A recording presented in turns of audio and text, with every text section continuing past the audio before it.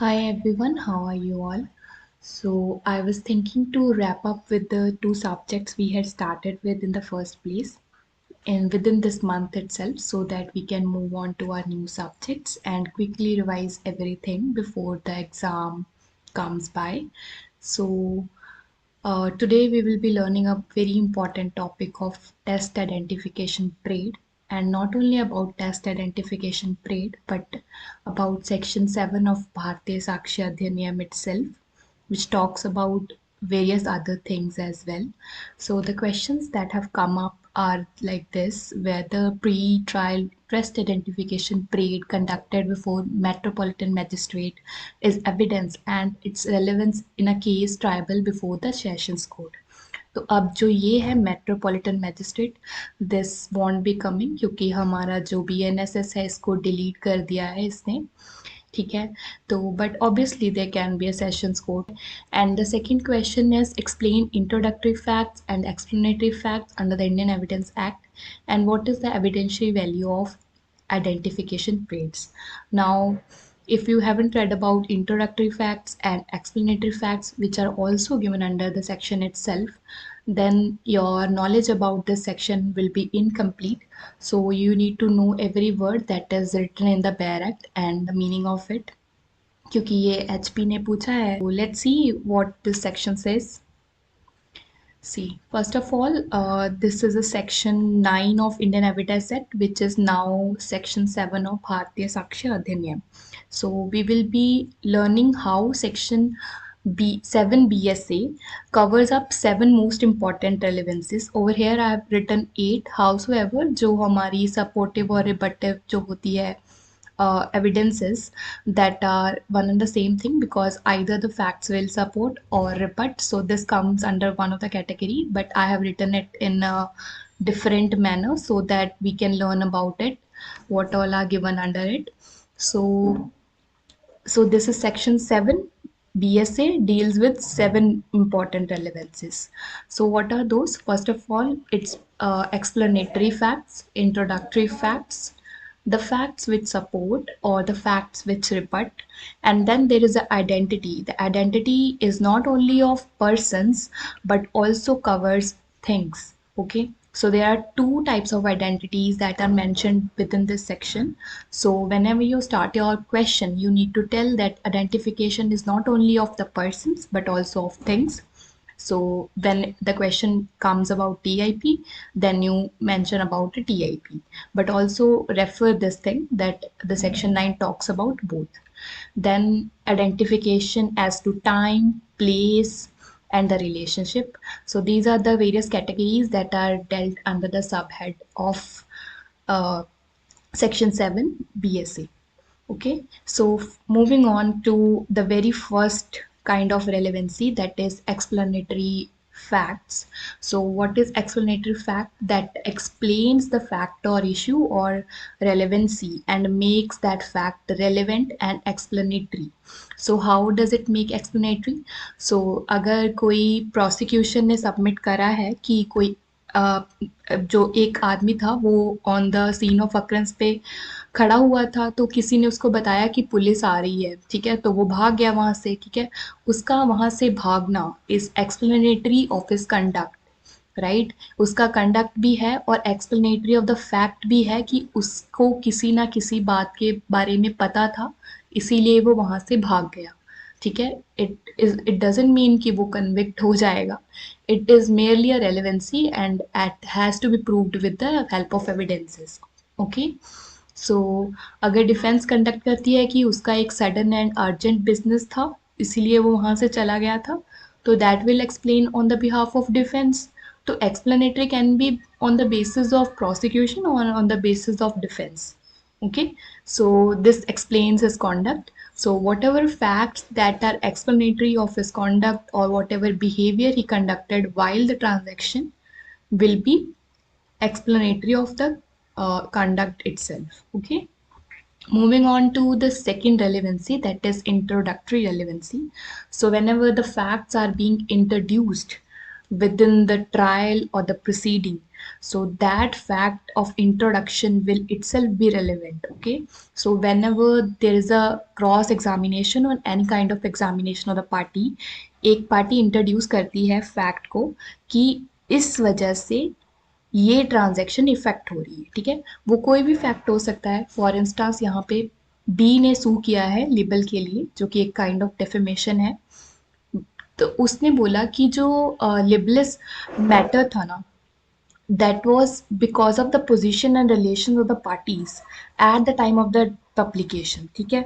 उनका रिलेशन कुछ भी हो सकता है, ठीक है, ये रिलेशनशिप के अंडर भी आ सकता है।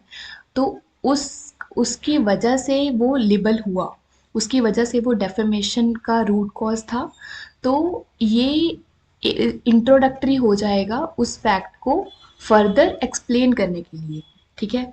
तो it is not only introductory but also explanatory, so they can be overlapping of two of the relevancies as well. Okay, then there is supportive facts, and supportive facts, this is where our corroborative evidence comes in. Okay, so whenever you talk about the corroborative evidence as such, you always have to mention about section 7 of the BSA, because you know that corroborative evidence is relevant under our sections which will come in the later part of the evidence or now the Bharatiya Sakshya Adhiniyam.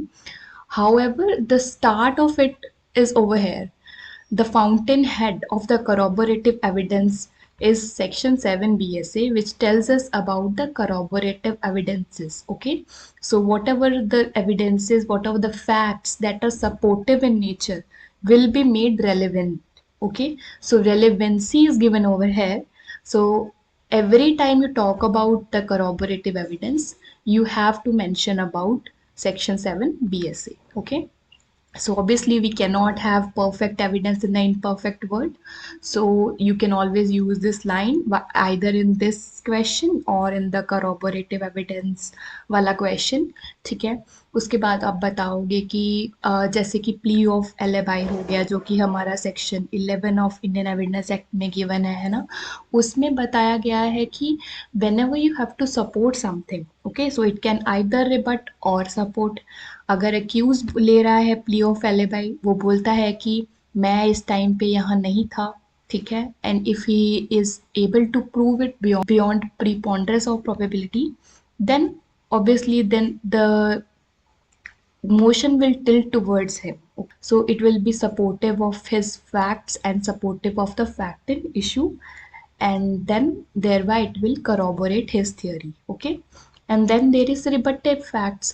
So rebutting facts are always the opposite of what is being corroborated. अगर वो corroborate नहीं हो रहा है तो वो rebut हो जाएगा।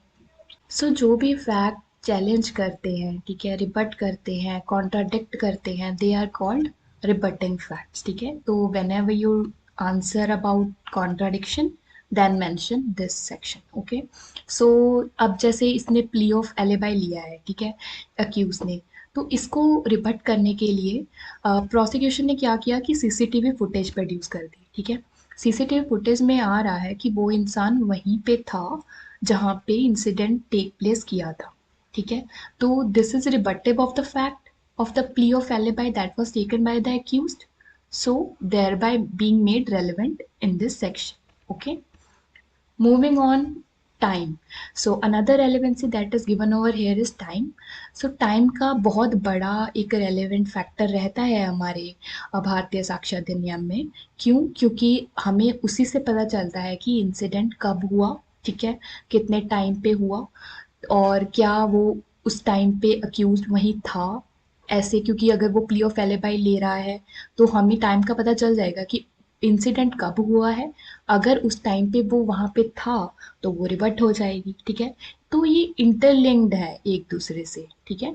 जैसे कि अब ये राइगर मोर्टिस होता है, ये मतलब बॉडी अकड़ जाती है, ठीक है, after some period of time which is usually 4 hours, ठीक है। उसके बाद अगर वो बॉडी, उसके बाद हमें पता चल जाता है कि वो इंसिडेंट कब हुआ था, उसकी डेथ कब हुई थी, ठीक है। अगर उस टाइम पे कोई भी आसपास उसका लिंक्ड था, कोई अक्यूज्ड वहाँ पे प्रेजेंट था, so this will be supporting the fact that वहाँ उस टाइम पे वो इंसान प्रेजेंट था and he must have done something और he must know something about the incident. तो ऐसे ही जैसे सीसीटीवी कैमरा हो गया, ठीक है, जो कि टाइम शो कर रहा है, वहाँ पे हमें पता चल जाएगा कि उस टाइम पे ये इंसिडेंट हुआ था। वो time is now being made relevant under this section. Further, place. So place का भी वही सीन है, क्योंकि ये प्लेस जो होती है कि कहाँ पे था, basically it is species of plea of alibi only, कि ए अगर कलकत्ता में नहीं था वहाँ पे उस टाइम पे जबकि मर्डर हुआ, तो वो प्ली ऑफ एलिबाई उसको सपोर्ट कर देगी। तो place becomes a very important factor to in various kind of transactions. All right, then coming on to relationship between the parties. So relationship between the parties, that how the relationship was there between the parties, which can be made relevant and admissible for the incident or any other transaction that is taking place। ठीक है, अब जैसे murder हुआ है, murder हुआ तो उसका पता चला कि वो मर्डर हुआ था ओवर प्रॉपर्टी मैटर्स। ठीक है, क्योंकि वो लेजिटिमेट सन था और उसको शेयर मिलना था। इलेजिटिमेट सन को शेयर नहीं मिलता है, हमने पढ़ा है कि he can only get of his father और मदर, जो अभी अभी जजमेंट आया हुआ है रेवाना सिदापा का, वो आप पढ़ लेना, बहुत इंपॉर्टेंट है। तो ऐसे में इस्टेब्लिश करना बहुत इम्पॉर्टेंट हो जाता है कि ये जो इंसान है, क्योंकि उसका रिलेशनशिप ऐसा था, लेजिटिमेसी का था या इलेजिटिमेसी का था, इसलिए this could be one of the fact that he murdered be. ठीक है, तो this is only relevant, this is only relevancy, and it has to be proved with the help of evidences in the later part of the trial. Fine, over here it's just being made relevant। ठीक है, and then coming on to our last thing which is identity।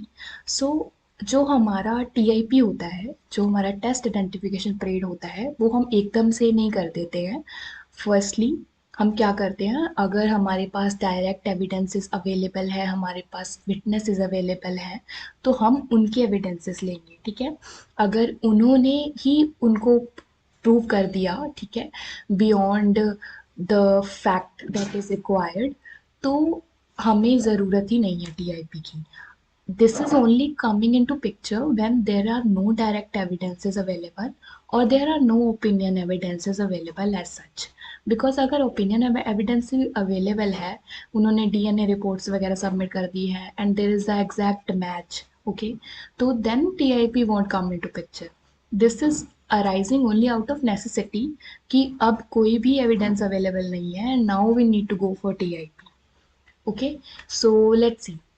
सो हमारा जो TIP है, it is to establish the identity of the person, जो कि मतलब जो पहले आइडेंटिफाई करे गए थे by the witness in the court.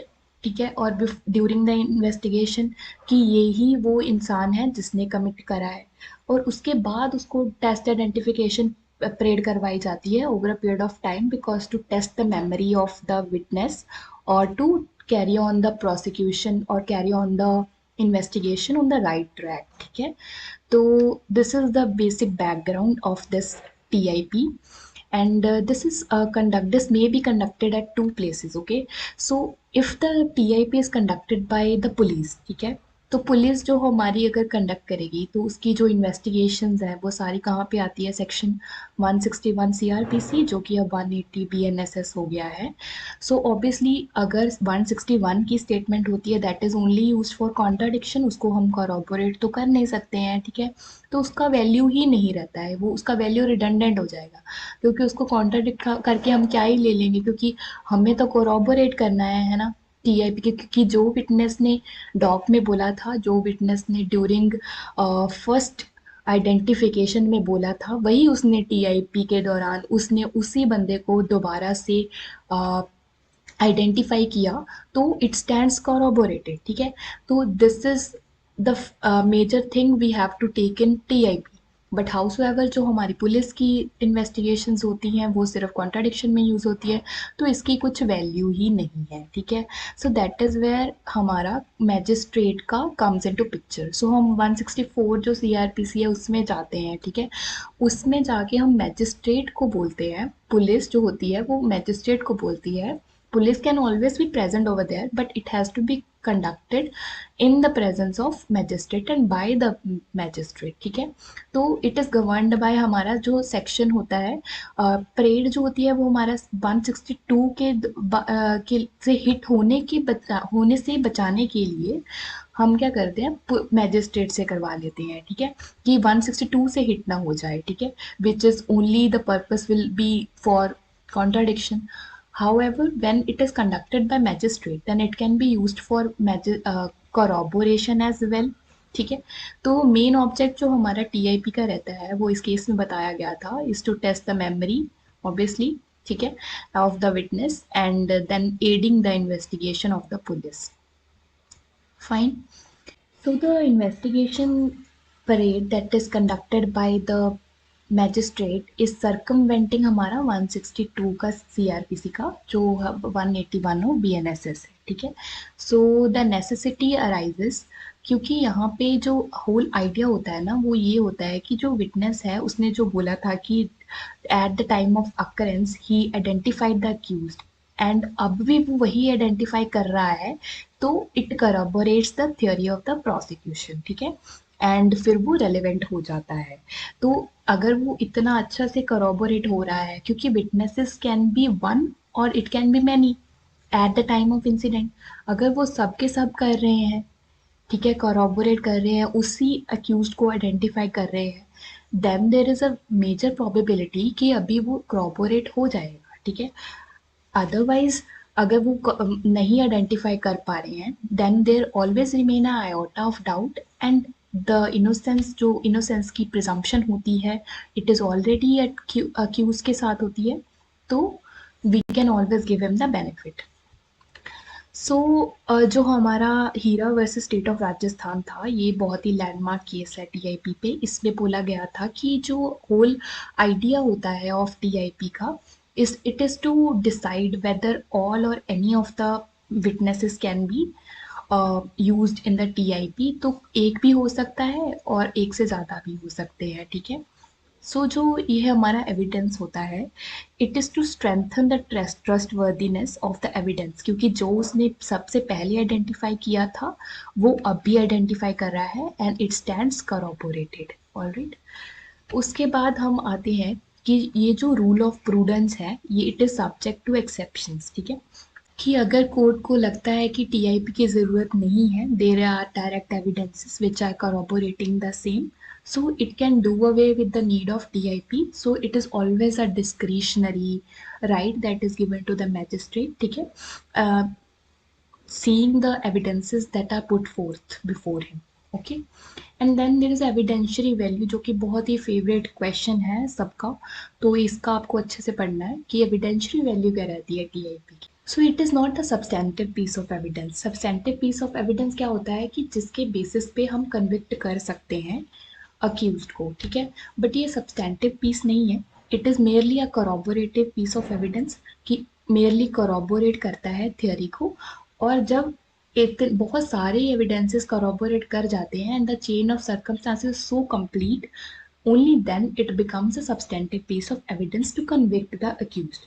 But straight away हम उसको कन्विक्ट नहीं कर सकते हैं टीआईपी के बेसिस पे, हमें और भी बहुत सारी एविडेंसेस लेनी पड़ेंगी, ठीक है। And then so it can, because it is taken by magistrate, तो वो उसके दोनों पर्पसेस हो सकते हैं, टू corroborate, corroboration का हमारा लॉ है यहाँ पे 157 158 of Indian evidence act, and now the relevant section under हमारा बीएसए, ठीक है। तो उसके बाद हमारे जो कॉन्ट्राडिक्शन भी हो सकती है, जो 145 155 में होती थी इंडियन एविडेंस एक्ट में, अब 148 और 158 ऑफ बीएसए हो गया है, ठीक है। However it has to be kept in mind कि अगर टीआईपी नहीं भी होती है, ठीक है, तो इसका ये मतलब नहीं है कि जो एविडेंस दिया गया था of identification that is being made inadmissible. जो भी उसने फर्स्ट आइडेंटिफिकेशन किया था that would still remain valid even if TIP is not being conducted. Okay, so there was this case where it was held, it was the Matru versus state of UP। यहाँ पे बोला गया था कि जो identification test है they are not the substantive bits of evidences, they merely help the investigation agencies to see कि जो उनकी investigations है वो सही चल रही है, वो जो जिस भी डायरेक्शन को फॉलो कर रहे हैं वो सही है, और जो भी उन्होंने अक्यूज उठाया है वो सही है, ठीक है। उसके बाद जो हमारा हीरा स्टेट ऑफ राजस्थान है बहुत ज़्यादा ही लैंडमार्क है, ये आपको याद करना है इसमें, ठीक है। इसमें ये भी बोला गया था कि जो फर्स्ट टाइम जो हमारा एविडेंस होता है ना, वो जो कोर्ट लेती है ऑफ द आइडेंटिफिकेशन, वो बहुत ही वीक कैरेक्टर का होता है कि किसी ने किसी को आइडेंटिफाई कर लिया for the very first time, ठीक है, कि कोई विटनेस ने आके कि हाँ मैंने इसको देखा था during the scene of occurrence, तो वो बहुत ही वीक होता है। But while one goes for the identification it strengthens that evidence, ठीक है, उसको कोरोबोरेट जब कर देता है then that piece of evidence holds more value. Further, we have to interlink it with CRPC का हमारा जो सेक्शन है 54A which has now become 54 BNSS। it lays down कि जो हमारा मैजिस्ट्रेट होता है वो on the request of the police officer करेगा, ठीक है। और वो ऐसा नहीं है कि हिट है हमारे आर्टिकल 20 क्लॉज 3 से, क्योंकि इसमें जो काटी कल्लू का केस लॉ आया था उसने बोला था कि this test identification parade is not against his right of self incrimination, it does not gets hit by article 20 clause 3, क्योंकि ये ज़रूरी तो नहीं है उसके अगेंस्ट ही जाए, उसके फेवर में भी तो जा सकता है ना। It can also contradict the person giving evidence, ठीक है।